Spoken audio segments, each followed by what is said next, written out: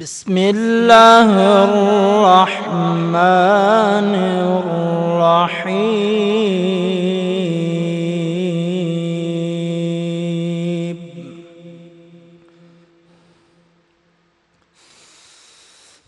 إن للمتقين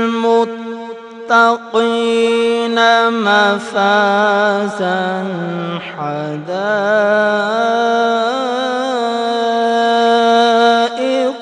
وأعنابا.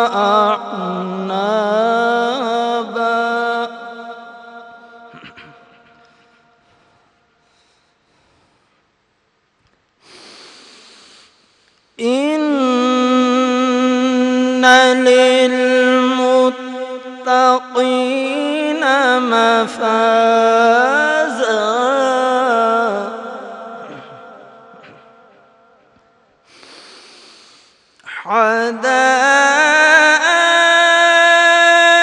حدائق وأعنابا وكواعب أترابا.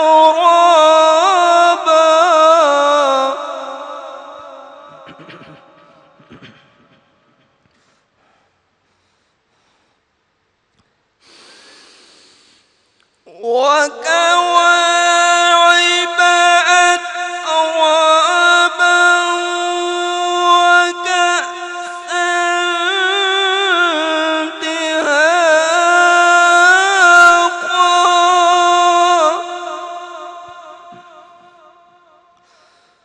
لا يسمعون فيها لغوا ولا كذابا.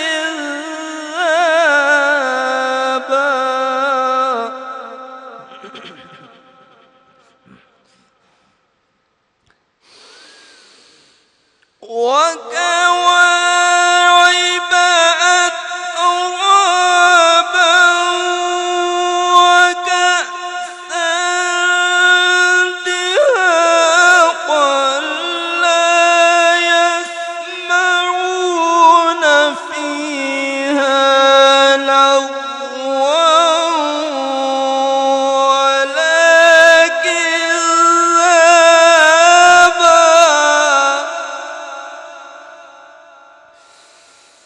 جزاء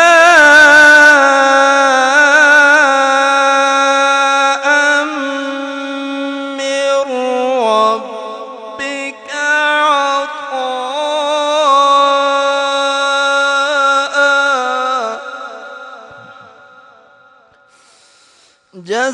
جزاء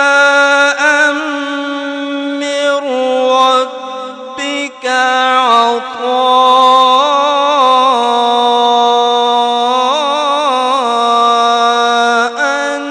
حسابا.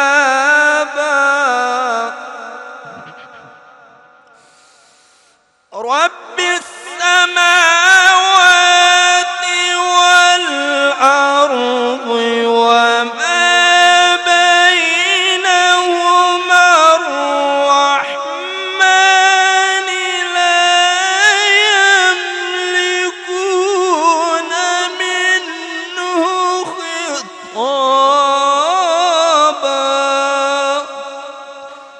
صدق الله العظيم.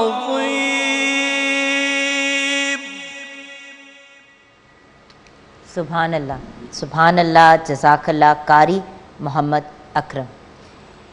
بسم اللہ الرحمن الرحیم۔ السلام علیکم خواتین و حضرات، ویورز، 22ویں سحری ہے رمضان المبارک کی، تیسرا عشرہ، جہنم سے نجات کا عشرہ۔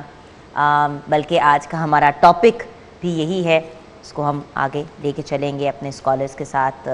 ہمارے ٹیچرز، ہمارے مینٹورز وہ ہمیں گائیڈ بھی کریں گے، اور تیسرے عشرے کی فضیلت پہ بات کریں گے، اور زیادہ سے زیادہ اس عشرے میں کیسے ہم اپنے آپ کو پازیٹیوٹی کی طرف لے کے جا سکتے ہیں۔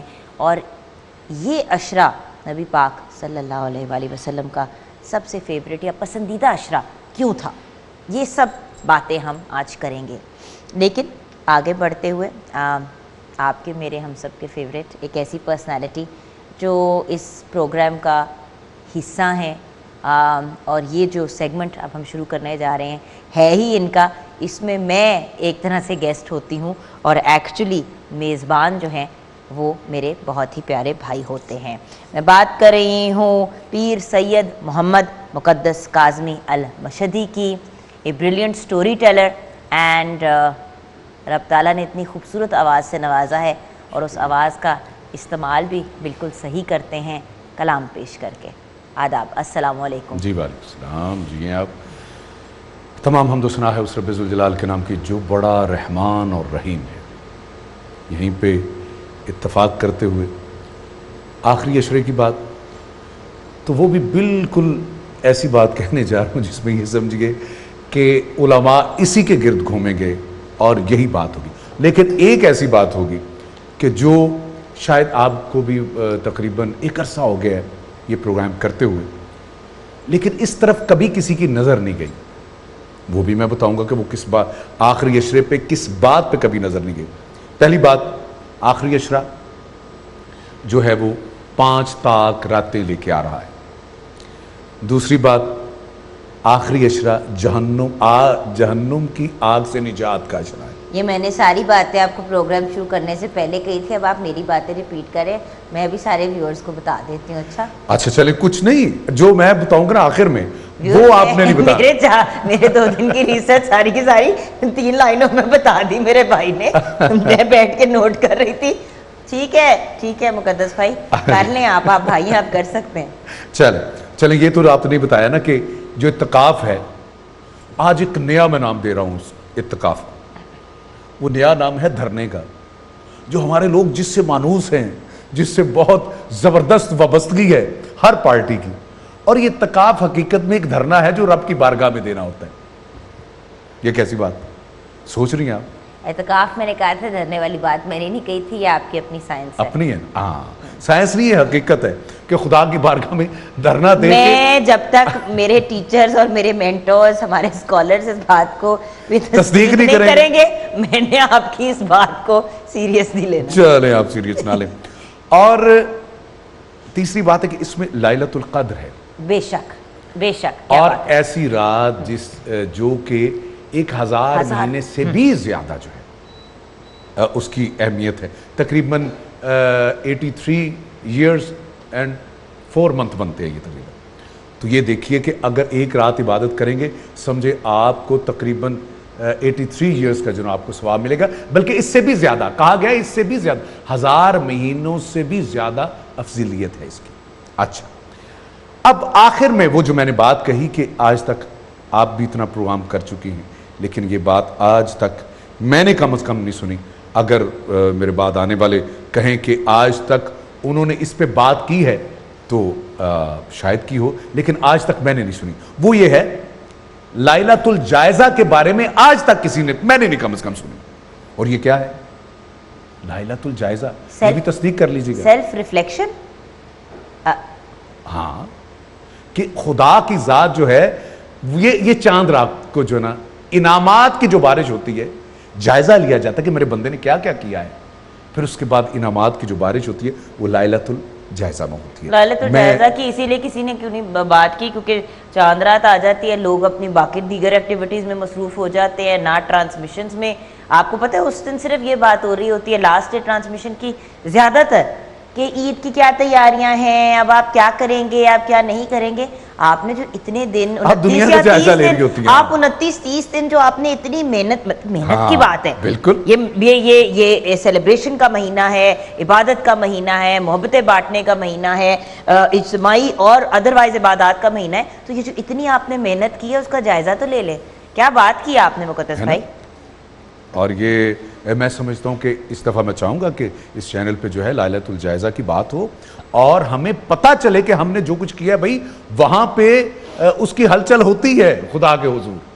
فرشتوں سے پوچھا جاتا ہے، پھر انعامات کی بارش ہوتی ہے. ذرا سوچئے کہ یہ کیسی رات ہوگی انشاءاللہ. تو میں چونکہ نعت کا سفر لے کے چل رہا ہوں اور یہ بھی میں نے صرف ہیڈ لائنز آپ کو بتائی، اور یقین کیجئے جن ہستیوں کا میں ذکر کر رہا ہوں ہستی ایک انفرادیت رکھتی ہے، یعنی ہر جو پھول کی اپنی خوشبو ہے، اس میں جیسے میں نے شروع کرنا ہے، آپ نے اشارہ کر دینا کہ ہو گیا وقت جو ہے نا وقفے کا، لیکن حضرت حافظ، میں نکلنے لگا تھا ایران کے شہر شیراز سے، لیکن حضرت شیرازی کے ساتھ نا، سعدی شیرازی رحمۃ اللہ علیہ کے ساتھ یہ ہستی پڑی ہے جس کا نام حافظ شیرازی ہیں، اور جن کا جو ہے ایک بہت عظیم القدر یہ شخصیت ہے. بلکہ جب میں ان کی ربائی پڑھوں گا تو ان کو آپ کو پتہ چل جائے گا کہ یہ کون سی ہستی ہے جن کی اتنی معروف جو نا وہ ربائی بھی ہے، اور جن کو قوال بھی پڑھ رہے ہیں، ثناخوان بھی پڑھ رہے ہیں. لیکن ان کی شخصیت کے بارے میں فقط اتنا کہنا چاہ رہا تھا. میں اصل میں یہاں سے نا نکل کے ابو علی قلندر رحمۃ اللہ علیہ کی طرف آنا چاہ رہا تھا، وہ بھی ایک ثناخوان تھے. لیکن حافظ شیرازی جن کی پیدائش جو ہے وہ 1300 میں ہوئی اور 1390 میں آپ کا وصال ہوا، یعنی 90 سال تقریباً ان کی زندگی رہی. اور یہ فارسی جیسی زبان بہت وسیع جو نا وسعت رکھتی ہے یہ فارسی، لیکن اس کے باوجود آج تک ان جیسا شاعر، غزل شاعر کوئی بھی نہیں آیا. اور بطور خاص ان کا دیوان حافظ اتنا معروف تھا. آپ کو ایک حیران کر دینے والی بات کروں کہ جس طرح ہم استخارہ لیتے ہیں نا قرآن سے، جو آج تو میرے خیال میں اس طرف لوگوں کی توجہ جو ہے بہت کم ہے، اسی طرح دیوان حافظ سے استخارے کے طور پہ اس کو استعمال کیا جاتا تھا، فال جسے کہتے ہیں. اور ایک واقعہ صرف منسوب کر کے میں آگے بڑھنا چاہوں، چونکہ مجھے یقین ہے، مجھے لوگ کہتے ہیں جی جب دلچسپی بڑھتی ہے آپ واقعے کو تبدیل کر دیتے ہیں اور آپ آگے چلتے ہیں. کیا کریں کہ وقت کی نزاکت پیش نظر ہے. اور یہ وہ ہستی ہے یورپ میں اگر غزل کا جو سمجھے کہ لوگوں کو کانسیپٹ ملا نا تو وہ اسی شخصیت کی وجہ سے ملا. اور اس میں بہت بڑے فلاسفر اور شاعر ہیں گوئٹے، انہوں نے اس کا ترجمہ کیا. گوئٹے انسٹیٹیوٹ والے گوئٹے، اوکے جی ہاں، انہوں نے ان کا ترجمہ کیا اور وہ ان کو اپنے یعنی وہ کیا کہ سینس میں جیسے ہم مرشد کہتے ہیں وہ مرشد مانتے تھے ان کو. اچھا ایک بات جو میں کر کے آگے بڑھنا چاہ رہا ہوں، اچھا میری تحقیق میں بہت کچھ ہے، بہت کچھ کہنا چاہتا ہوں لیکن اختصار کروں. حضرت اقبال رومی کو اپنا مرشد مانتے تھے اور ان کے اوپر تنقید کرتے تھے. اچھا کرٹیسزم ادھر تھا اور تنقید بھی ایسی کہ کہنے والے کہتے ہیں کہ حضرت یہ دیوان حافظ جو ہے نا وہ ہر وقت ان کے جو ہے نا وہ تکیے کے نیچے بھی ہوتا تھا. کرٹیک بھی اسی کی جاتی ہے نا، ایکچوئل کرٹیک تو وہی ہوتی ہے جس سے آپ امپریسڈ ہو. ہاں بہرحال میں بہت آگے جلد بڑھنے جا رہا ہوں. دیوان حافظ کا استخارے کی میں بات کر رہا ہوں، بس اسی سے میں ریلیٹڈ بس پھر آگے بڑھوں گا. میرا جی چاہتا ہے کہ میں ایک ایک دن میں جتنے اب ہمارے دیکھیں اعلیٰ حضرت جیسی شخصیت موجود ہے نعت خانوں میں، پھر حضرت اقبال جیسی موجود ہے، میں چاہتا ہوں کہ سمیٹ لوں جلدی ذرا. ایک دفعہ کیا ہوا کہ اورنگزیب عالمگیر کی جو نا انگوٹھی وہ گم جاتی ہے اور وہ بڑا پریشان ہوتا ہے. ظاہر ہے سارے حکومت کے کام ہی جو مور والی انگوٹھی ہوتی ہے اسی پہ جو ہے وہ چلتے تھے. کیا ہوا کہ وہ گم جاتی ہے تو اب وہ سوچتا ہے کہ بڑا پریشان ہے. اب وہ کنیز کو کہتا ہے کہ چراغ لے کے آؤ. دیوان حافظ نکالتا ہے، اس کو کھولتا ہے اور 7 صفحے پلٹتا ہے. یہ آج کے دور کے نہ کم ہی پتہ، میں وہ نام نہیں لینا چاہتا کہ کن کو نہیں پتا، جبکہ یہ لازم و ملزوم ہوا کرتا تھا کہ استخارہ ہر فقر اور فقیر کے گھر میں ایسی چیزیں، یہ فال نکالنا یا ضرورت ہوتی تھی نا، لوگ آتے ہیں اور پوچھتے ہیں. 7 صفحے پلٹے اور اس کے بعد ایک جو وہ کیا کہتے ہیں کہ ایک جملہ نکلا 7 صفحوں کے بعد، چے دلاور است بزدے کے بکف چراغ دارت، یعنی کہ چور کتنا شہزور ہے کہ ہتھیلی پہ چراغ لیے پھرتا ہے. سبحان اللہ. اب یہ جب اس نے پڑھا اورنگزیب نے، اس نے فوراً کنیز کی طرف غصے سے دیکھا، غصہ کیا تو کنیز کانپنا شروع ہوئی، چراغ گر گیا. کہا کہ بادشاہ سلامت، اگر میں جان پہ مان پاؤں تو کہوں کہ مجھے یہ انگوٹھی ملی تھی اور میرے ہی پاس ہے. اچھا اسی نوٹ یہ ہے دیوان حافظ. یہاں پہ ہم جائیں گے بریک کی طرف. بریک کے بعد جب واپس آئیں گے تو کلام سے ہی واپس آئیں گے انشاءاللہ گفتگو کریں گے اور پھر کلام سنیں گے. ویورز انشاءاللہ. ہمارے ساتھ رہیے گا.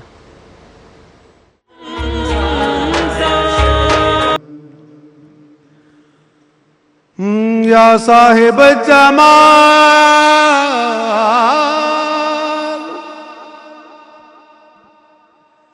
یا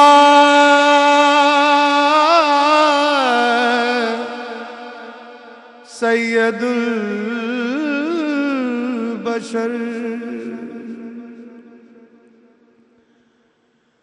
یا صاحب جمال جمال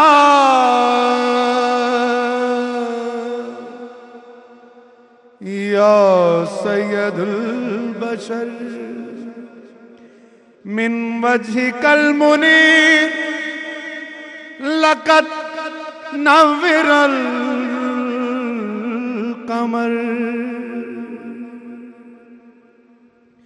یا صاحب جمال یا سید البشر یا سید البشر یا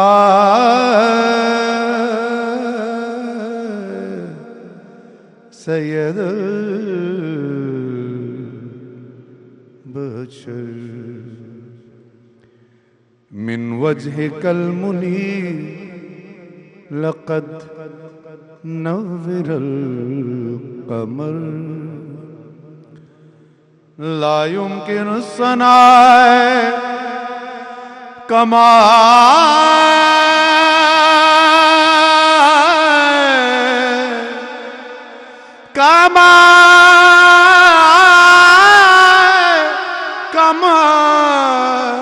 كان حقه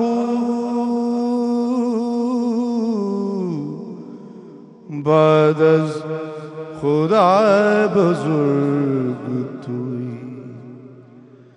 قصہ مختصر بعد از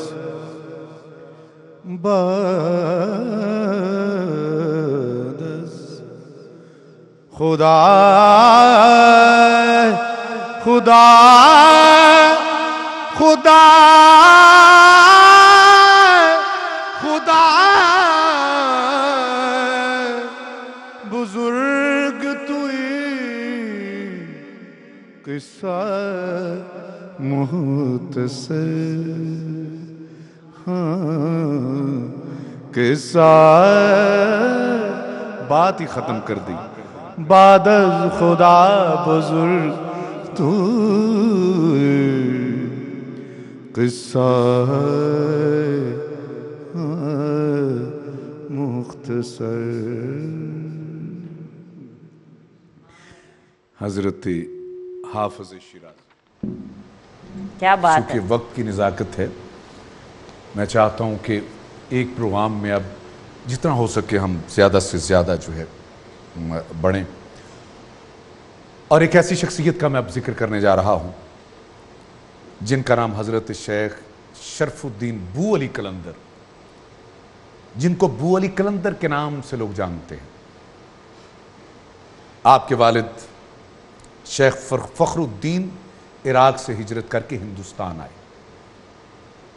اور صوبہ ہریانہ کے شہر پانی پت ایک بہت تاریخی جگہ ہے جہاں پہ جنگوں کا بھی بڑا ذکر ہوتا ہے، باقی بھی یہاں قیام پذیر ہوئے اور آپ کی پیدائش جو ہے 1208 عیسوی میں ہے. اور حضرت شیخ شرف الدین کا سلسلہ نسب یہ بات بہت کم کی جاتی ہے ان کے حوالے سے کہ حضرت ابو حنیفہ سے جا کے ملتا ہے. امام ابو حنیفہ جن کے پوری دنیا میں سب سے زیادہ جو ہیں وہ مقلدین موجود ہیں. امام ابو حنیفہ آپ نے بچپن ہی سے قرآن کو حفظ کیا، پھر مختلف علوم میں جو ہے وہ تعلیم حاصل کی. 20 سال تک آپ خطبات دیتے رہے اور یہ بچپن سے ہی بچوں سے ایک الگ چیز تھے. ایک الگ ہونا نا کہ بچوں میں ایک بچہ بڑا ٹیلنٹڈ بچہ ہوتا ہے، ایک الگ سی چیز ہوتا ہے. بالکل. تو یہ ان میں سے تھے. اب دیکھیے کہ 20 سال تک آپ نے جو ہے وہ خطبات دیتے رہے. اور کیا ہوتا ہے کہ ایک خطبہ دے رہے تھے, کتابوں کا ڈھیر لگا تھا, ایک درویش آتا ہے. اب یہی جو مولانا رومی کے ساتھ ہوا ہے ان کے ساتھ بھی وہی ہوا ہے. اب آئے اور کہنے لگا کہ وہ درویش پکار کے کہتا ہے کہ اے شرف الدین, جس کام آیا تھا وہ بھی تم نے شروع نہیں کیا, تمہیں تو کسی اور کام کے لیے یہاں پہ دنیا میں بھیجا گیا تھا. کیا کہنا؟ بس یہ کہنا تھا. تو ان کے کتابیں وہیں پہ, خطبہ وہیں پہ, اس درویش کے پیچھے.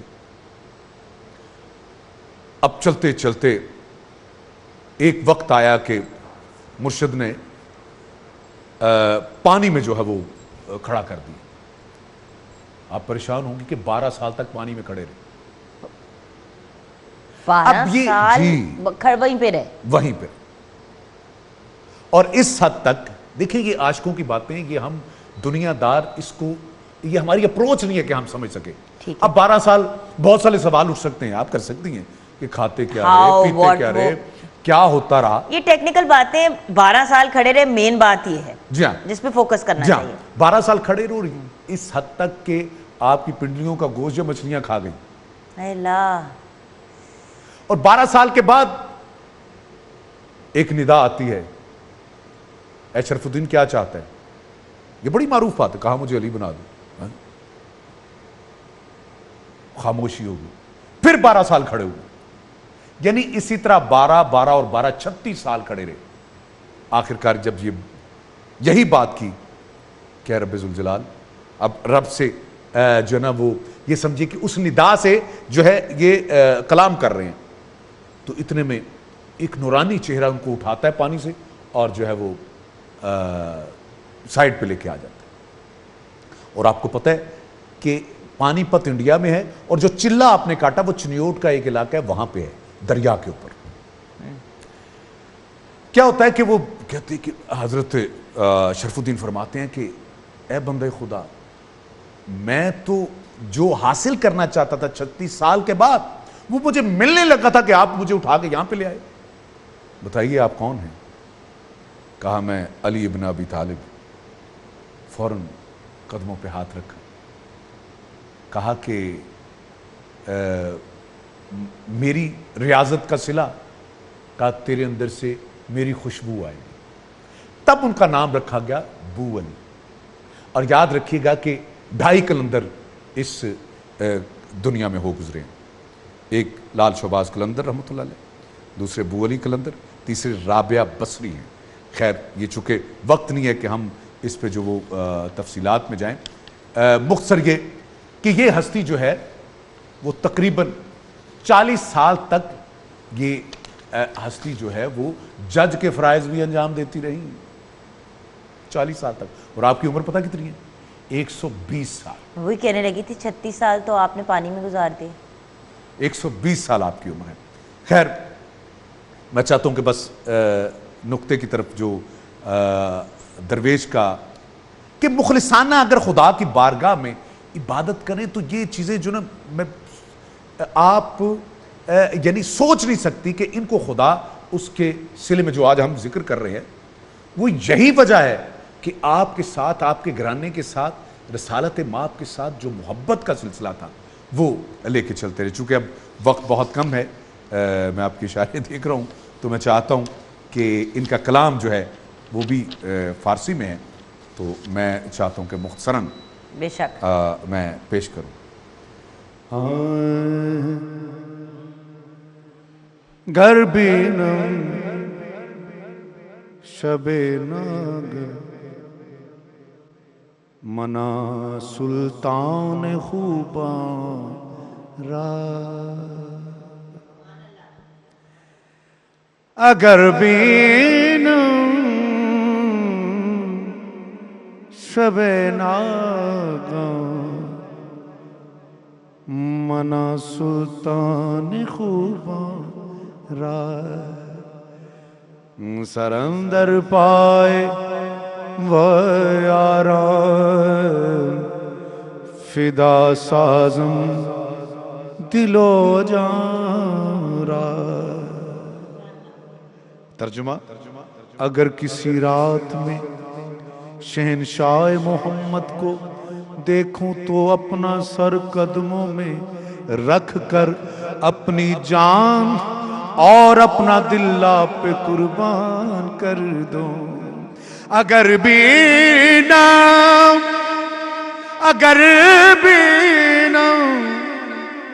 شب ناغا منا سلطان خوب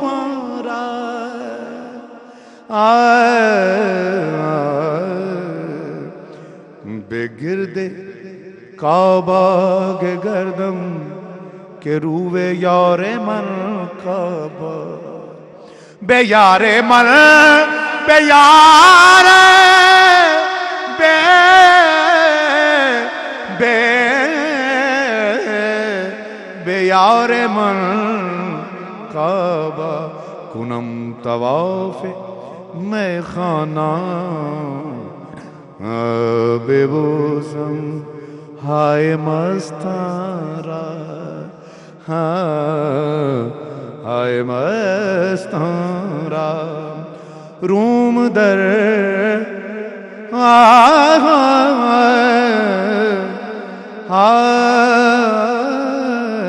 یہ شعر تو ایسا ہے کہ صرف عاشقوں کی نظر کر سکتا ہوں. اور میں آخری شعر پڑھنے جا رہا ہوں چونکہ کچھ ایسے کلام ہوتے ہیں جو ہر ایک کے لیے کہے نہیں جا سکتے, کچھ ایسے اشعار ہوتے ہیں, لیکن یہ آخری شعر جو میں پیش کر رہا ہوں. فروزم آتش دل درد دل بے ایزم قبلہ عالم بسوں کے قبلہ سازم بسا کے قبلہ سازم ہمیں ابرو خوباں را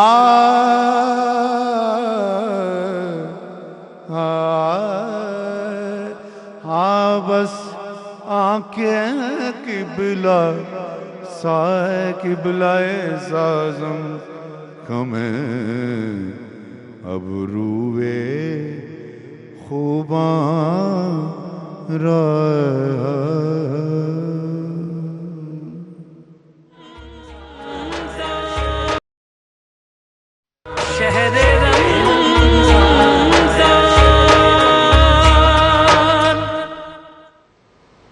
welcome back from the break viewers. Break کے بعد ہمارے مینٹورز, ہمارے ٹیچرز, ہمارے ملک کے معروف ریلیجس اسکالرز نے ہمیں جوائن کیا ہے. آئیے انہیں ویلکم کرتے ہیں پروگرام میں.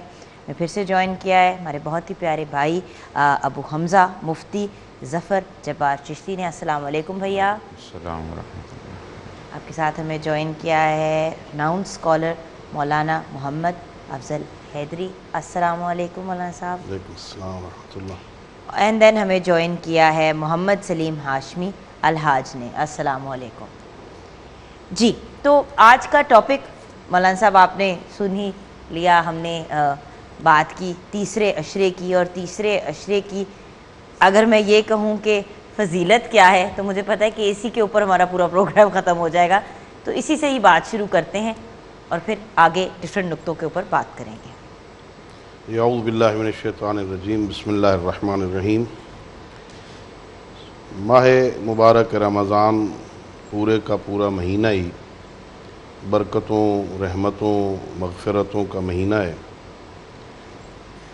اللہ رب العزت کی طرف پرواز کرنے کا مہینہ ہے, اور ظاہر ہے جب اس کے آخری لمحات آئیں گے تو اس کی عظمتیں اس لیے بڑھ جاتی ہیں کہ پورے مہینے کا نتیجہ اس عشرے میں ہمیں ملنا ہے. اللہ رب العزت نے قرآن مجید میں روزے کے واجب ہونے کا جو فلسفہ بیان فرمایا کہ یا ایھا الذین آمنوا کتب علیکم الصیام کما کتب علی الذین من قبلکم لعلکم تتقون. اس لیے فرض کیے گئے روزے تاکہ تم تقوی اختیار کرو, متقی بن جاؤ. وہ جو پہلے عشرے میں پہلا عشرہ جو رحمت کا عشرہ تھا، دوسرا مغفرت کا عشرہ تھا، ان دونوں کے تسلسل میں اب ہم وہ نتیجہ حاصل کرنا چاہتے ہیں، ماہ رمضان کے روزے رکھ کے، اس میں عبادتیں کر کے، رات کے قیام، دن کے صیام سے، تلاوت قرآن سے، اپنے رب سے باتیں کر کے، اپنے خالق کو، یا میں اسے سادہ لفظ میں یوں بیان کروں کہ ہم روٹھے ہوئے رب کو، جو اپنی غلطیوں سے، اپنے گناہوں سے، اپنے گستاخیوں سے، اپنے مہربان رب کو ناراض کر بیٹھے تھے، اگر ہم منانے میں کامیاب ہو گئے ہیں تو وہ نتیجہ ہمیں اس عشرے میں ملنا ہے جسے جہنم سے نجات کا عشرہ کہتے ہیں۔ صحیح۔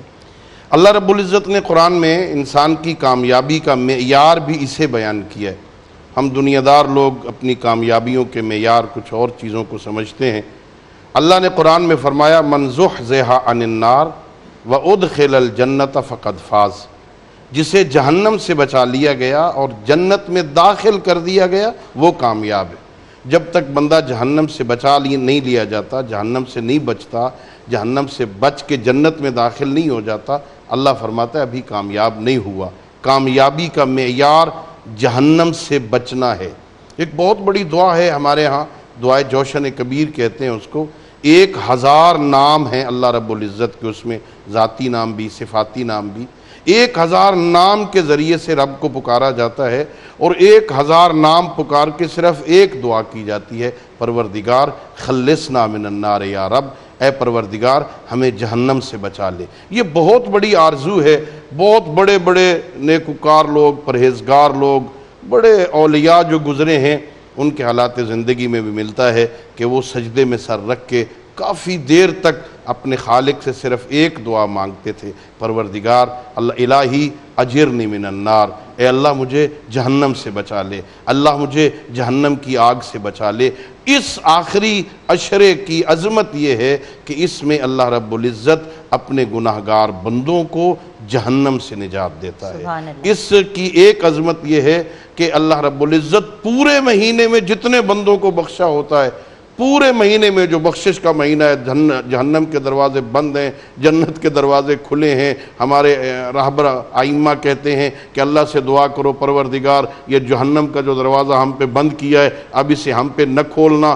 بند دروازوں کی صورت میں اللہ نے 29 رمضان تک جتنے بندوں کو معاف کیا ہوتا ہے، عید والی ایک رات میں اللہ اس سے ڈبل اپنے بندوں کو جہنم سے آزاد کرتا ہے۔ ماشاءاللہ، یہ ماشاءاللہ۔ بہت بڑا فضیلت والا عشرہ ہے، ہمیں اس کی تاکراتوں سے بہتر استفادہ کرنا چاہیے۔ بالکل صحیح۔ مفتی صاحب اسی بات کو آگے لے جاتے ہوئے بسم اللہ الرحمن الرحیم، میں اسی بات کو آگے بڑھاؤں گا۔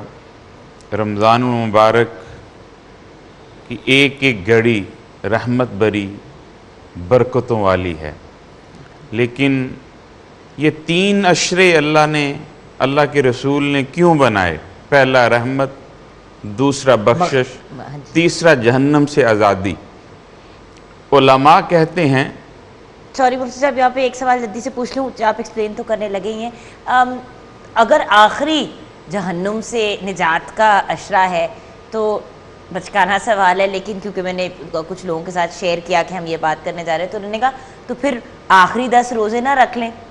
دیکھیں مین آبجیکٹو تو ہر انسان کا سب سے پہلے تو یہ ہے نا کہ یا اللہ تعالیٰ جہنم کی آگ سے بچا دے، اس کے بعد باقی سب چیزیں آتی ہیں جو ہائیسٹ لیول ہے اللہ تعالیٰ کے قریب ہونے کا، اس میں تو پھر باقی ساری آ جاتی ہے نا کہ اللہ تعالیٰ کی رحمت بھی حاصل کرے، مغفرت بھی حاصل۔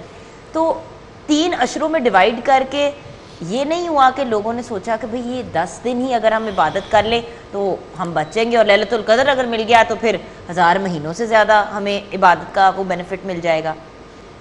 بچوں والا سوال ہے بٹ میں عرض کروں کہ میں اسی طرف جا رہا تھا کہ 3 عشرے ڈیوائیڈ کیوں کیے، یہ ہمیں سمجھنا چاہیے۔ علماء فرماتے ہیں کہ جس نے رحمت پہلے عشرے میں اللہ کی نہیں پائی وہ بخشش کبھی بھی نہیں پا سکے گا۔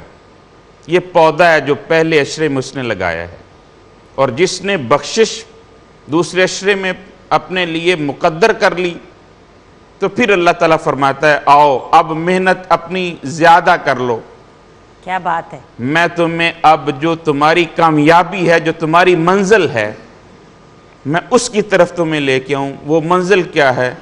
جب کہ تو نے میری رحمت کو پا لیا, میری بخشش کو پا لیا, اب میں تمہیں جہنم کی آزادی کا پروانہ بھی دیتا. سبحان اللہ. ٹھیک ہے, اوکے. تو step by step build up ہے یہ نہیں کہ کوئی بندہ یہ کہے کہ میں نے رحمت کو بھی نہیں پایا اور میں نے بخشش کو بھی نہیں پایا اور پھر میں جا کے جہنم سے آزادی کا پروانہ لے لوں. ایسا نہیں ہے, ایسا نہیں ہے, ایسا بالکل نہیں ہے. جس نے پودا ہی نہیں لگایا, اس نے پانی نہیں دیا, وہ پھل کیسے کھائے گا؟ کیا کہنے, کیا ٹھیک کہنے, ہے. کیا کہنے. دوسری بات, نبی رحمت صلی اللہ تعالیٰ علیہ وآلہ وسلم کے بارے میں آتا ہے کہ آپ اس آخری عشرہ میں اور زیادہ محنت فرماتے تھے, بے شک. چونکہ وہ معصوم ہیں.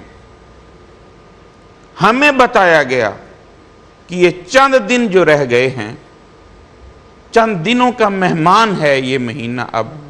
اب ہی اپنے مالک کو راضی کر لو, اب ہی اپنے مالک کو خلوت میں بیٹھ کر کے ندامت کے آنسو بہا کر کے اسے راضی کر لو. وہ راضی ہو جائے گا, سبحان اللہ. وہ راضی ہو جائے گا. نبی پاک صلی اللہ تعالیٰ علیہ وآلہ وسلم نے فرمایا اس عشرہ میں تاک راتوں کو تلاش جاگو, لیلۃ القدر کو پاؤ, حاصل کرو لیلۃ القدر کو. اور یہ عمل خود کر کے دکھایا نبی رحمت صلی اللہ علیہ وسلم نے. اعتکاف کی صورت میں خود کیا اور اپنی امت کو بتایا کہ بھئی یہ عمل کرو گے تو تمہیں تاک رات مل جائے گی. بالکل صحیح. اچھا, یہاں پہ ہم کلام سن کے بریک کی طرف جائیں گے, لیکن ویورز اسی چیز کی طرف میں بھی اب چاہ رہی تھی کہ ہم آئیں کہ اعتکاف میں تو کہتے ہیں کہ ہم رب تعالیٰ کے مہمان بن جاتے ہیں. تو یہ مہینہ چند دنوں کا مہمان رہ گیا اور ان چند دنوں میں ہمیں رب تعالیٰ کا مہمان بننے کا موقع ملتا ہے. کتنی بڑی بات ہے ویورز. اور سوچیں کہ 365 ڈیز میں سے 5 دن تاک راتوں میں آپ عبادت کریں تو آپ لیلۃ القدر کو بھی پا سکتے ہیں. تو یہ سوچنے کی باتیں ہیں اور پھر سوچ کے امپلیمنٹ کرنے والی بھی. صرف وہ جو کہتے ہیں نا سوچ کی حد تک نہیں, فزیکلی امپلیمنٹ کرنا بھی ضروری ہے. تھیوری ہی رہتی ہے جب تک اس کی پریکٹیکل امپلیمنٹیشن نہیں آتی. ہم کلام سنتے ہوئے بریک کی طرف جائیں گے. جی بھیا. نسیمہ جانب بطحا گزر کن,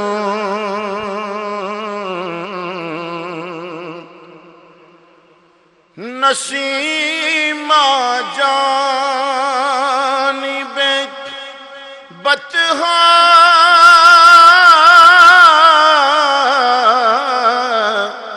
گزر کن,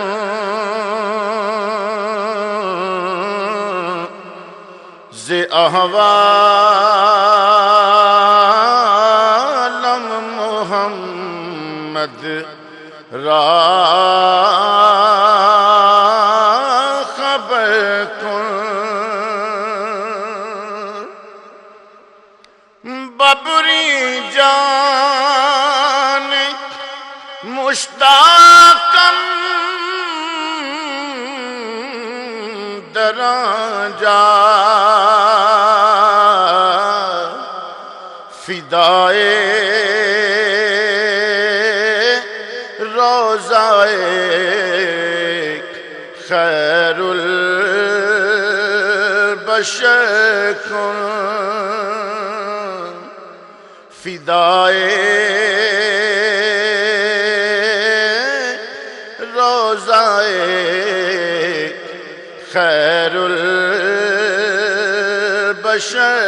کن. مریضم یا رسول اللہ, مریضم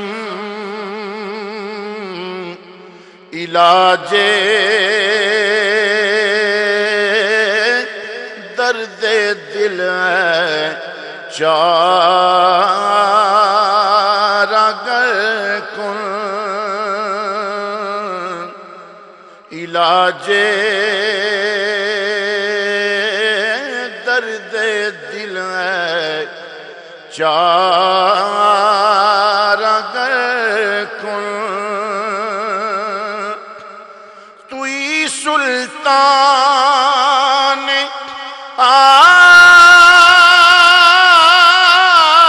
عالم یا محمد توئی سلطان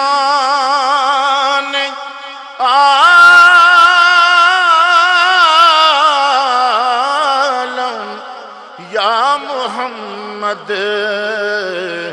ضروے لطف سوئے من نظر کن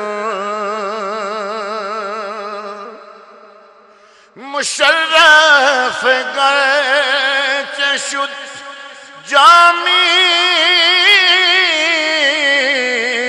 ز لطفش مشرف گرچہ شد جامی ز لطفش خدایا ای کرم بار دیگر کن خدایا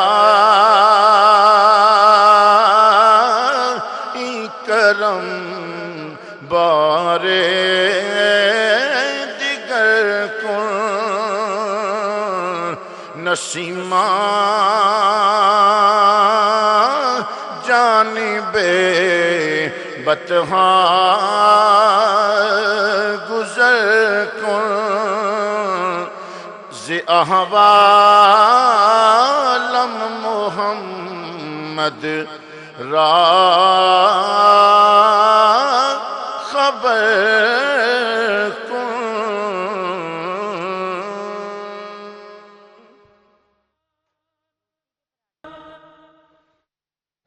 ان کا ثانی کوئی خالق نے بنایا ہی نہیں ایسا بے مثل بنایا ہے کہ سایہ ہی نہیں ان کا ثانی آج پھر طالب و مطلوب میں باتیں ہوں گی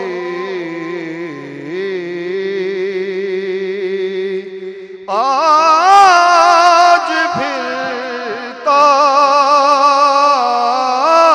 و مطلوب میں باتیں ہوں گی راز کی بات ہے غیروں کو بلایا ہی نہیں راز کی بات ہے غیروں کو بلایا ہی نہیں ان کا ثانی اے خدا لے محمد کی غلامی دے دے اے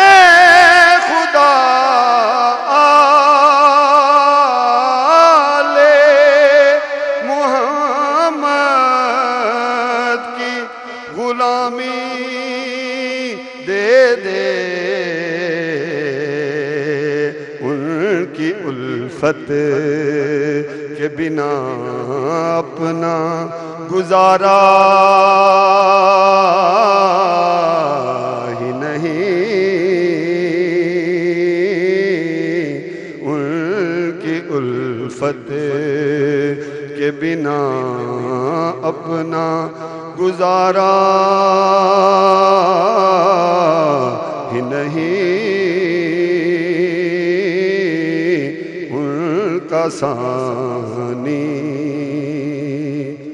جب نبی عرش پہ پہنچے تو ملائک بولے، جب نبی عرش پہ پہنچے تو ملائک بولے،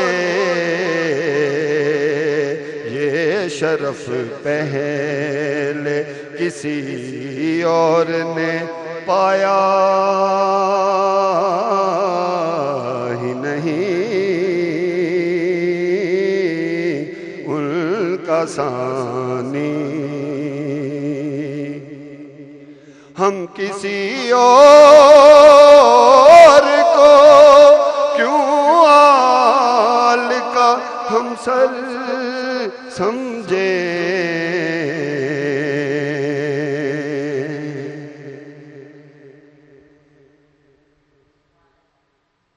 جزاک اللہ عرفان ہلچل صاحب۔ جی ویورز، گفتگو کا سلسلہ آف کورس ہم نے جاری رکھنا ہے، اور مفتی صاحب سوری آپ کی بات کو پہلے کٹ شارٹ کرنا پڑا تھا کیونکہ سحری کی بریک کی طرف بھی ہمیں جانا تھا، تو آئیے اب واپس گفتگو وہیں سے سٹارٹ کرتے ہیں۔ آپ نے کہا تھا کہ اعتکاف، اور وہاں سے پھر ہم بریک کی طرف چلے گئے، تو اعتکاف میں بھی اسی عشرے میں ہم بیٹھتے ہیں۔ جی میں عرض کر رہا تھا کہ نبی رحمت صلی اللہ تعالیٰ علیہ وآلہ وسلم نے خود اعتکاف پہ بیٹھ کے پوری امت کو یہ بتایا کہ میں مثال دے کے سمجھاؤں گا کہ ایک سائل جب کسی کے دروازے پہ جاتا ہے، وہ کھڑا ہوتا ہے، ممکن ہے گھر والا اسے دے نہ دے، پھر وہ بیٹھ جائے، ممکن ہے پھر بھی وہ دے نہ دے، لیکن اگر وہ لیٹ جائے تو گھر والا کہتا ہے اب اسے دینا ہی پڑے گا۔ بالکل۔ تو یہ اعتکاف پہ بیٹھنے والے وہ خوش نصیب جو چنے ہوئے لوگ ہیں، جن کو اللہ نے اپنا مہمان بنایا اس مہینے میں، وہ یقیناً اس کے گھر میں جب پالتی مار کے بیٹھتے ہیں نا، تو وہ شہنشاہ جس کا کوئی ثانی نہیں ہے، وہ بادشاہ جس کا کوئی ثانی نہیں ہے، پھر وہ انہیں خالی نہیں لٹاتا، بے شک، پھر وہ شب قدر کی عظمتوں کو بھی پاتے ہیں، پھر مالک سے بخشش کا پروانہ بھی ملتا ہے، پھر نار جہنم سے آزادی بھی وہ حاصل کرتے ہیں، اور اس سے بڑھ کر کے لیلۃ الجائزہ میں وہ میرے مالک کے مقرب بندے بھی بن جاتے ہیں، پھر عید والے دن وہ اپنا انعام بھی پاتے ہیں۔ بالکل صحیح۔ اسی طرح اس آخری عشرہ میں چونکہ ہمیں یہ تعلیم دی گئی ہے کہ زیادہ محنت کرو، تو جو معتکف ہے وہ محنت کرتا ہے، وہ کبھی اپنے سجدوں کو لمبا کرتا ہے، کبھی اپنے رکوعوں کو لمبا کرتا ہے، کبھی قرآن کی تلاوت کرتا ہے، کبھی اپنے مالک کے آگے روتا ہے، تو مالک پھر فخر سے کہتا ہے اپنے فرشتوں میں، دیکھو اے میرے فرشتوں، میرا بندہ اس وقت کبھی میری کبریائی کا اعلان کر رہا ہے، کبھی میری عظمت کا اعلان کر رہا ہے، کبھی میرے اعلیٰ ہونے کا اعلان کر رہا ہے، جاؤ گواہ بن جاؤ، میں نے اسے بخش دیا ہے۔ لیکن مفتی صاحب یہاں پہ بریک کی طرف جائیں گے، بریک کے بعد جب واپس آئیں گے تو مولانا صاحب آپ سے بات پھر شروع کریں گے، اور چاہوں گی کہ آپ دونوں اس جو میرا نیکسٹ جو ہمارا کویشچن ہے اس کے اندر حصہ ڈالیں کہ آخری عشرہ جو ہے اس میں عبادات کیا کرنی چاہیے. اگر اعتکاف میں بیٹھے ہیں تو کوئی ایسی اسپیسیفک چیزیں جو ہمیں کرنی چاہیے. دیکھیں محنت تو ہر انسان کوشش کرتا ہے کہ زندگی میں کرے، لیکن صحیح محنت، the right effort in the right direction. تھوڑا سا ہمیں یہ گائیڈ کریں کہ اب کیونکہ اس عشرے میں ابھی وقت باقی ہے، صرف 22واں روزہ ہے، تو کیا کیا چیزیں ہیں جو ہم کر سکتے ہیں، کون سی عبادات، کون سی ہماری ایکٹیویٹیز. جو اعتکاف میں بیٹھے ہیں وہ کیا کر سکتے ہیں. اگر کوئی اعتکاف میں نہیں بیٹھ سکتا تو جو طاق راتوں کو ڈھونڈنا ہے، مطلب طاق راتوں میں ليلۃ القدر کو ڈھونڈنا ہے، تو ان میں کیا عبادات، یہ ساری گائیڈنس لیں گے. بریک کے بعد ویورز آپ ہمارے ساتھ رہیے گا.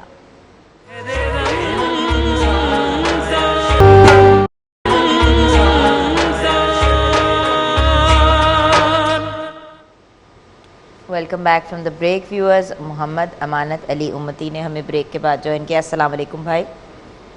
کلام کی طرف ہم آئیں گے ابھی تھوڑی دیر میں. بریک سے پہلے ایک سوال، ایک کویسچن مارک تھا.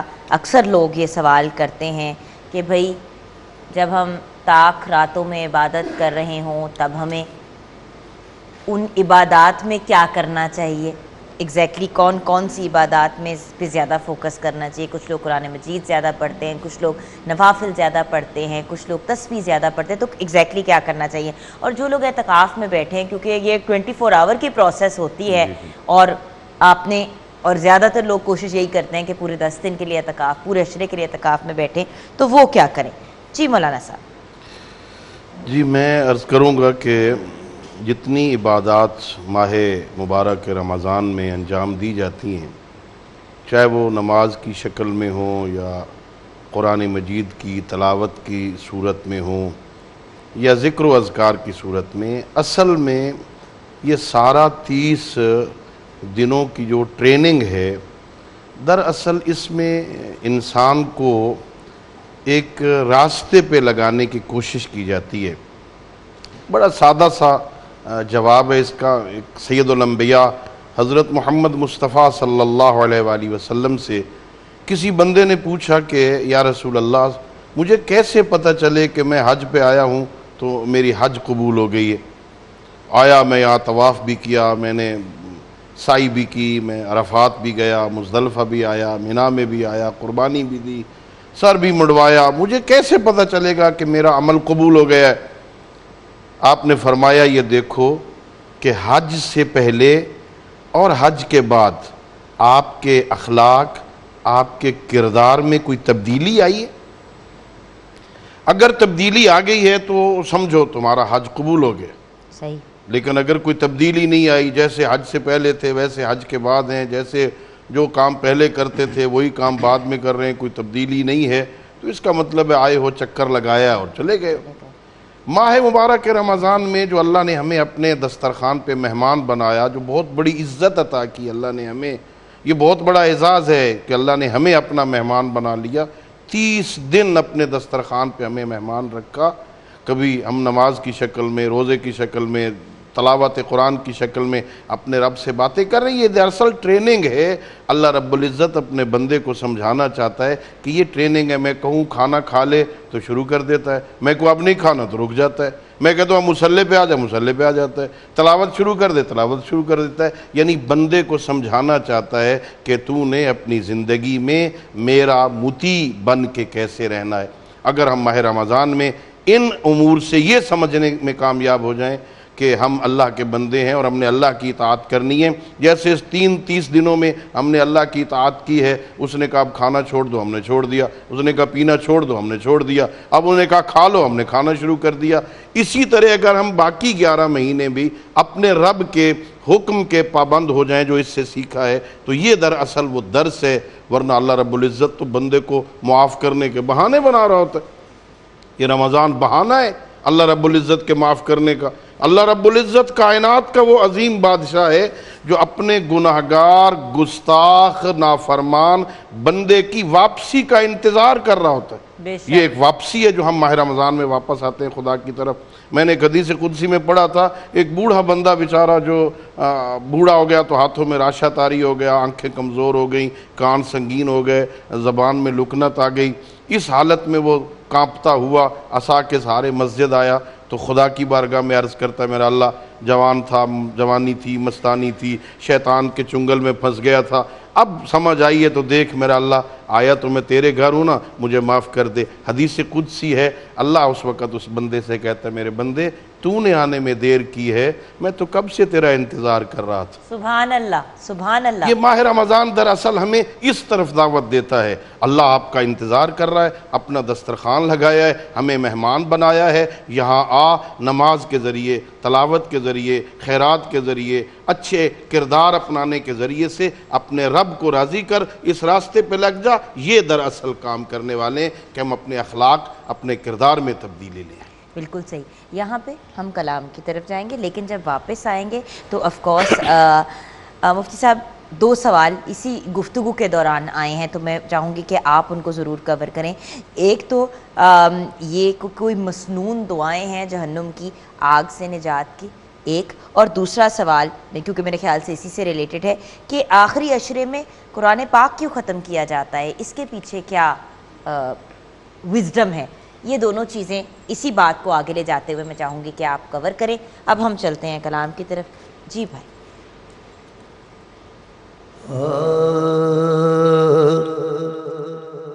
اعلیٰ نبیوں سے تیری شان مدینے والے، اعلیٰ نبیوں سے تیری شان مدینے والے، آپ پر نازل ہوا قرآن مدینے والے، آپ کی ذات پر کیوں نہ میں درود پڑھوں، آپ کی ذات پر کیوں نہ میں درود پڑھوں،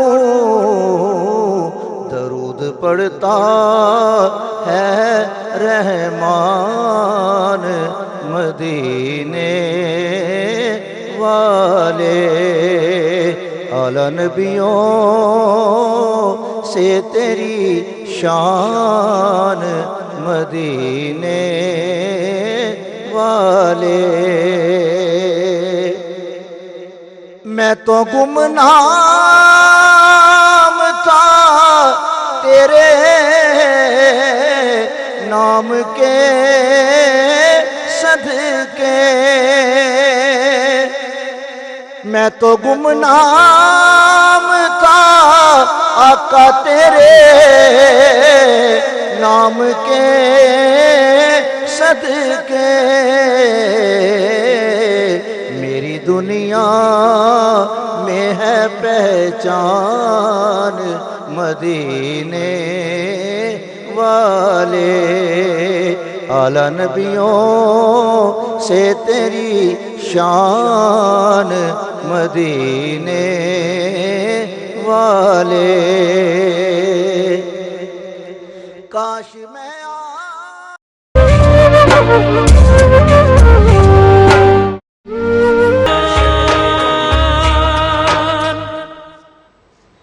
welcome back from the break viewers. Welcome کریں گے حسان شاہد نقشبندی کو. السلام علیکم بیٹا. ایک پورے رمضان کے بعد پھر ہماری ملاقات ہو رہی ہے، مطلب ایک پورے سال کے بعد، تو انشاءاللہ آپ سے ہی کلام سنتے ہوئے ہم پروگرام کو کلوز کریں گے، لیکن گفتگو کا بھی سلسلہ جاری ہے. اور آپ بڑے لکی ہو کہ آپ اس ٹائم پہ آئے ہو جب ہم جو مین کرکس ہے آج کی گفتگو کا اس کی طرف پہنچ رہے ہیں.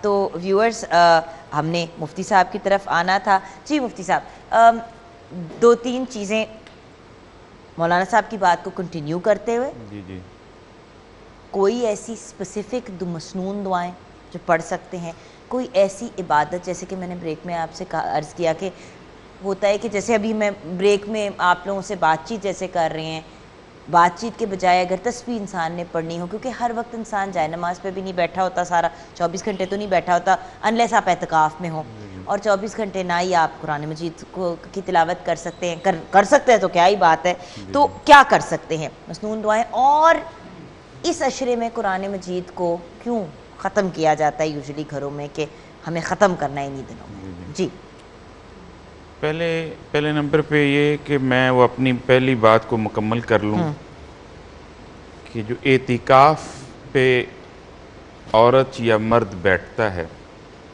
پچھلے 20 دن میں جو اس نے محنت کی ہے نا، جھوٹ سے وہ بچا ہے، غیبت سے وہ بچا ہے، اپنے اعمال کو اس نے بہتر کیا ہے، اب اللہ تعالیٰ اپنے گھر میں بلا کر کے مزید اسے اس بات پہ پکا کیا جا رہا ہے، خلوت میں رکھ کے کہ تم نے جب اس سے فارغ ہونا ہے نا تو ان چیزوں سے بچنا ہے۔ ٹھیک ہے۔ ایک دوسرا شب قدر والا معاملہ، چونکہ وہ رات 1000 مہینوں سے بھی افضل رات ہے، تو جس خوش نصیب کو وہ مل گئی اس کے تو مقدر سنور گئے۔ اس نے یہ 84 سال سم تھنگ بنتے ہیں، لیکن مالک نے کہا خیر کا لفظ ہے، اس سے بھی زیادہ میں مطلب جو ہے نا وہ یہ رات افضل ہے، یہ تو منیمم ہے، ٹھیک ہے 1000 مہینے۔ اور جب یہ مہر لگ جاتی ہے پھر اسے نار جہنم سے آزادی بھی مل جاتی ہے، پھر وہ اپنی مراد پا لیتا ہے۔ بریک میں حضرت صاحب سے میری بات ہو رہی تھی، تو یہ مطلب ایسا ہے ہی نہیں کہ مالک اپنے دروازے پہ کسی کو بلائے اور اسے پھر خالی لوٹا دے، بے شک یہ اس کی شان کے لائق ہی نہیں ہے کہ وہ بلا کر کے مطلب کسی کو وہ کہے کہ نہیں میں نے تیرے اعمال کو قبول نہیں کرنا۔ یہ وہ توفیق تب ہی دیتا ہے جب وہ اس نے بندے کو معاف کرنا ہوتا ہے، وہ اس کی بخشش تو بہانے ڈھونڈتی ہے۔ اب میں آپ کے سوالوں کی طرف آتا ہوں۔ دیکھیں قرآن کہتا ہے لیس الانسان الا ما سعی، انسان جس چیز کی کوشش کرتا ہے اللہ تعالیٰ وہی اس کو عطا کرتا ہے۔ سبحان اللہ۔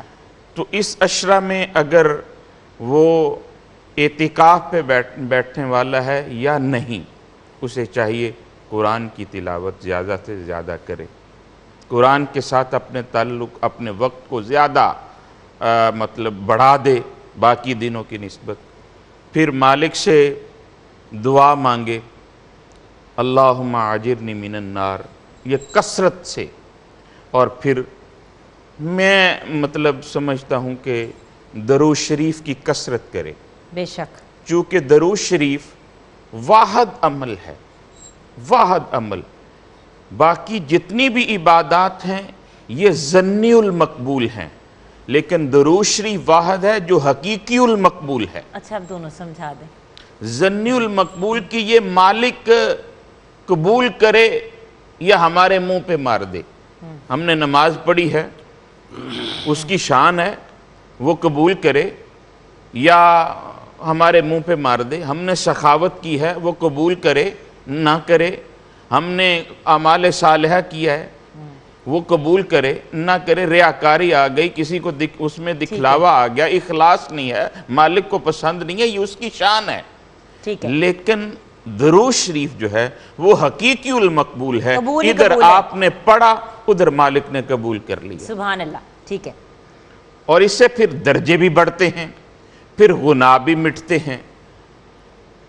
تو یہ ایک ایسی چیز ہے ویورز کہ اٹھتے بیٹھتے مطلب کچھ بھی کر رہے ہیں آپ، ہر حالت میں آپ پڑھ سکتے ہیں، پاک حالت میں درود پاک کا زیادہ سے زیادہ پڑھ سکتے ہیں۔ کیا بات ہے۔ اور قرآن مجید کیوں کہتے ہیں کہ اسی عشرے میں ختم کرنا چاہیے، کمپلیٹ کرنا ہے، مطلب جنہوں نے شروع کیا ہے یہ وہ سارا کچھ؟ دیکھیں پہلے تو قرآن کا نزول اس مہینے میں ہے، اللہ تعالیٰ فرماتا ہے شہر رمضان الذی انزل فیہ القرآن، کہ ہم نے نازل کیا قرآن کو رمضان کے مہینے میں۔ ٹھیک ہے۔ قرآن کا اور رمضان کا بڑا گہرا تعلق ہے۔ پھر چونکہ شب قدر ہے شب قدر میں اللہ رب العزت نے فرمایا ہم نے نازل کیا اس کو قدر والی رات میں. تو یہ رائج ہو چکا ہے کہ ہم نے قدر والی رات میں اس کو مکمل کرنا ہے. ایک نہیں کئی جگہ 2 3 کئی احباب ایسے ہیں جو 10 قرآن ختم کرتے ہیں. اللہ تعالیٰ نے جن کو مطلب یہ توفیق دی ہے اللہ تعالیٰ وہ قبول فرمائے کہ ان کا قرآن کے ساتھ یہ وقت جو ہے اصل قرآن کے ساتھ ہمارا وقت گزرنا چاہیے اور قرآن کو سمجھ کر کے پڑھنا چاہیے. کیا بات آپ نے کہی ہے مفتی صاحب. ویورز یہی تو بات ہے, لوگ قرآن پڑھتے چلے جاتے ہیں کہ جس طرح انسان رٹا لگا رہا ہوتا ہے آلموسٹ. بات یہ ہے کہ اگر پڑھ رہے ہیں قرآن مجید تو پھر اس کو سمجھے بھی, اس کو انڈرسٹینڈ بھی کریں. دیکھیں کمپلیٹ کوڈ آف لائف اگر آپ کو آپ کے ہاتھ میں ہے تو پھر اس کو یوٹیلائز بھی کریں. عربی نو ڈاؤٹ زیادہ تر لوگوں کو پاکستان میں نہیں سمجھ آتی, لیکن انگریزی میں, اردو میں, ہر زبان میں ٹرانسلیشن ہے. انڈرسٹینڈ کریں اور اسکالر سے جا کے گائیڈنس لے جہاں پہ کوئی سوال, کوئی کنفیوژن, مطلب اپنی تھیوریز نہ ڈیولپ کریں.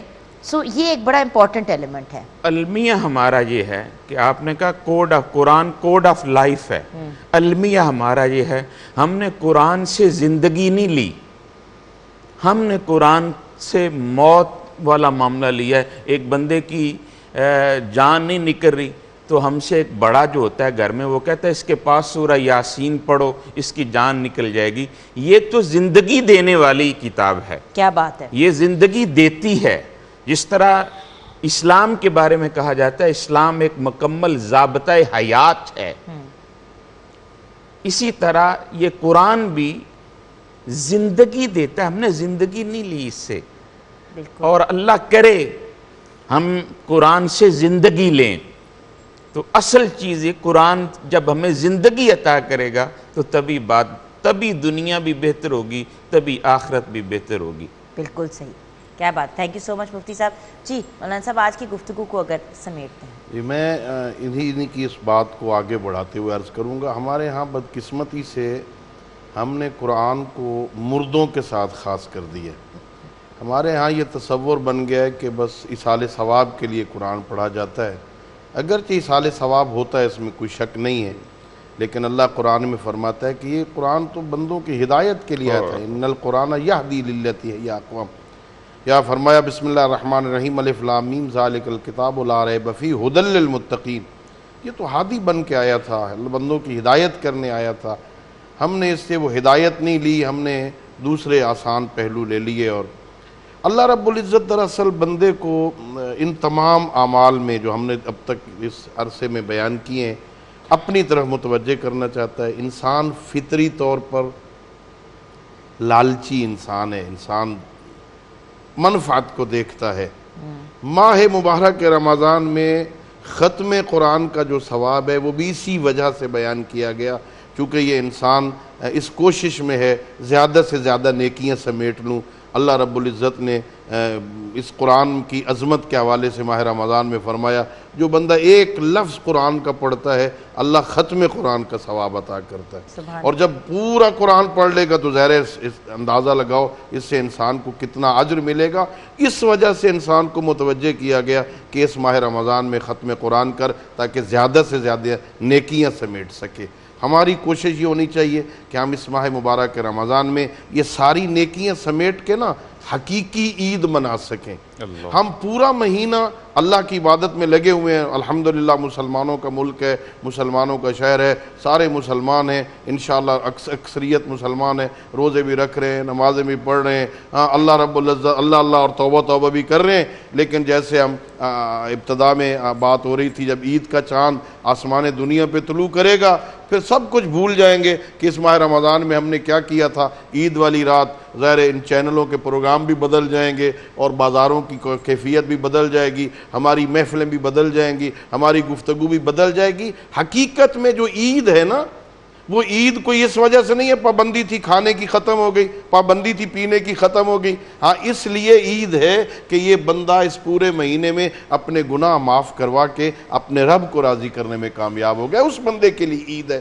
اور جس نے کچھ نہیں کیا ہے وہ عید اس کے لیے نہیں ہے. عید صرف حضرت امیر المومنین علی ابن ابی طالب فرماتے ہر بندے کے لیے ہر وہ دن عید ہے جس دن اللہ کی نافرمانی نہیں کی. اگر ہم ماہ رمضان میں اللہ کو راضی کرنے میں کامیاب ہو گئے تو عید ہے, وگرنہ عید نہیں ہے. بالکل صحیح. اور ویورز یہاں پہ قرآن مجید سے ریلیٹڈ ایک بات بالکل فائنل جو میں کہنا چاہوں گی. ویورز میں اس دن کا انتظار کر رہی ہوں جب گھر میں صرف گھر کے بزرگ قرآن مجید نہیں پڑھ رہے ہوں گے. جیسے آپ نے موت سے کہا تو بہت زیادہ قرآن مجید کو بزرگی کے ساتھ بھی کیا جاتا ہے کہ جب انسان ریٹائر ہو جاتا ہے اور مطلب وہ جو کہتے ہیں نا 65 70 پلس کی ایج کی طرف جانا شروع ہو جاتا ہے تو پھر ایک دم سے قرآن مجید اور نماز کی باقاعدگی اور یہ ان سب چیزوں کی طرف رجحان ہوتا ہے. میں اس دن کا انتظار کر رہی ہوں جب ٹین ایجر سے لے کے گھر کے بزرگ سارے قرآن مجید پڑھیں گے اور ان کے کمروں کے اندر قرآن مجید ہوگا پریزنٹ. بیکاز ہوتا یہ ہے کہ قرآن مجید جو گھر کا ہوتا ہے جو سب سے زیادہ پڑھا جاتا ہے وہ ہمیشہ نانو دادو وہ جو کہتے ہیں نا گھر کے جو سب سے بڑے ہوتے ہیں ان کے پاس ہوتا ہے. تو ہر کسی کو گائیڈنس کی ضرورت ہے, صرف ہمارے بزرگوں کو نہیں. آئیے ویورز آج کے پروگرام کو کلوز کرتے ہیں کلام سنتے ہوئے. جی بیٹا.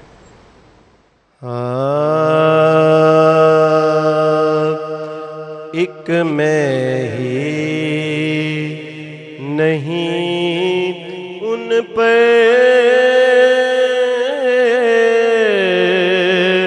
قربان زمانہ ہے,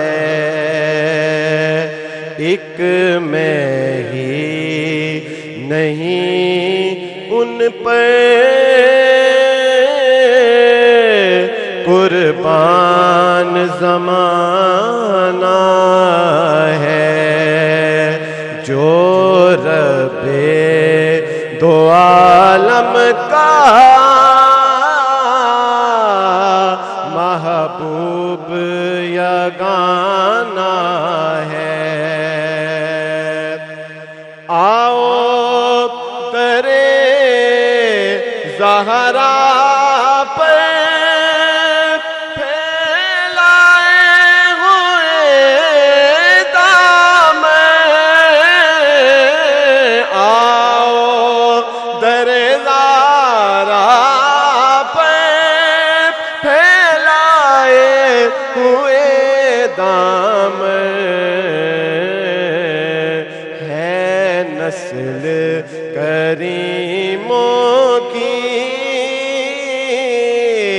لجپال گھرانہ ہے, یہ شانوں والا لجپال گھرانہ ہے.